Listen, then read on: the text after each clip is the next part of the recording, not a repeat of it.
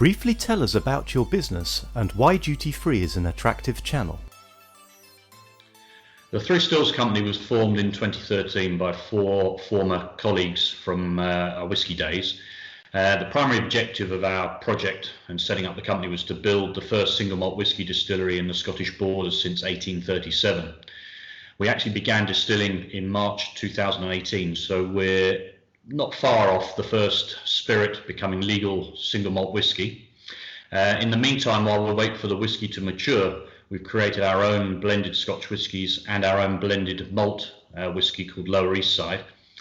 We've also created a premium gin and vodka brand, which are made 100% at the distillery from local barley. We believe that our Puffing Billy Steam vodka could be particularly interesting within the travel retail channel. It's an exciting and interesting concept and could help bring some life to the vodka segment within travel retail. Travel retail is a particularly attractive channel to us at the Three Stills because of the premium nature of the retail offering, and it's a premium shopping experience for the consumer.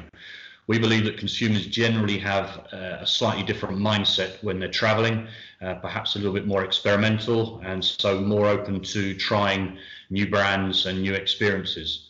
And obviously the success of single malt whisky within the travel retail channel makes it particularly attractive to us further down the line. How much emphasis do you put on duty-free and travel retail exclusives, and why? Our immediate priority is to build distribution and awareness of our core brands. We're still a relatively young company, and there's a lot of work to do in building awareness and equity in the brands.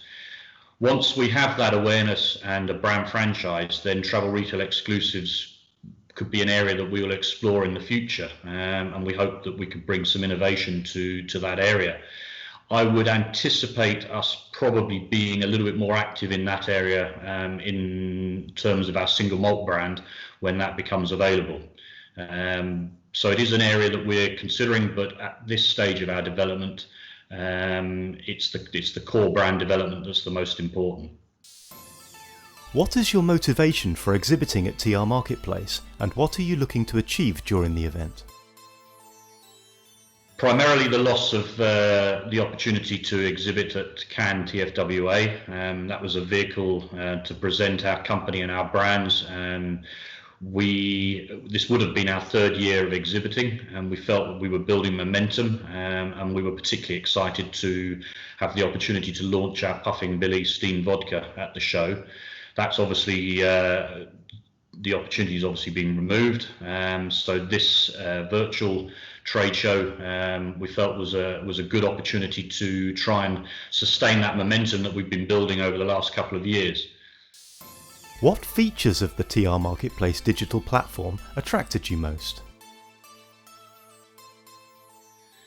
The TRMarketplace appears to me to be a great forum for buyers to browse and connect with brands that they might be interested in finding out more about.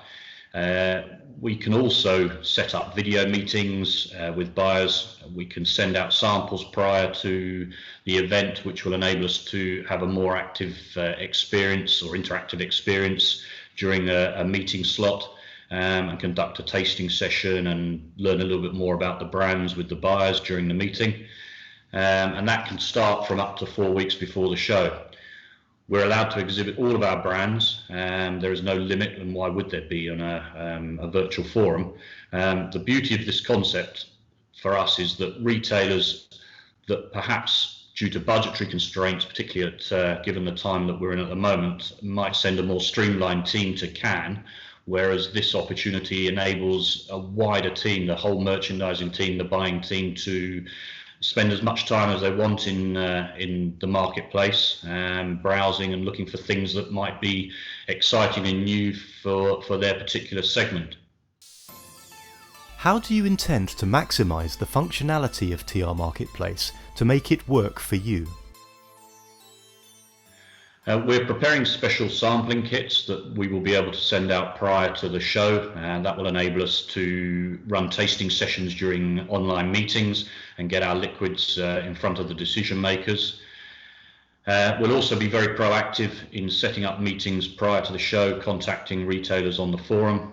We have potentially 333 meeting slots, and we would hope to be able to use a large percentage of those. You don't usually get much sleep during Cannes, so this will just be the same but without that morning hangover. The concept of a virtual trade show is relatively untried and untested, but instinctively to us it felt as though it should be something that is successful. It's a great opportunity for buyers to perhaps explore more of the newer, smaller companies that they might not get a chance to pop in to see during their very sort of busy schedules during Cannes. So we felt there was an opportunity for us to perhaps expose ourselves as a company to a wider audience. We were very keen to keep promoting awareness of the company and to keep our name in the fore and to build that momentum. And the structure of this event felt as though it was perhaps a more level playing field for smaller companies like ourselves.